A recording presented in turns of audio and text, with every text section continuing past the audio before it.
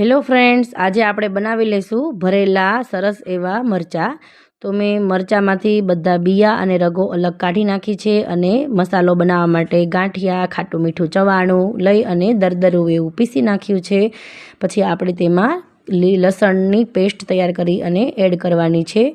2 ચમચી ચણાનો લોટ, 1 ચમચી ખાંડ, 1 ચમચી હળદર, પછી ધાણા, ગરમ મસાલો, બધી વસ્તુ મિક્સ કરી અને તેલ નાખી દેવાનું છે। અડધું લીંબુનો રસ કરી અને બધો મિક્સ કરી દઈશું। સરસ એવો મસાલો તૈયાર થઈ ગયો છે આપણો।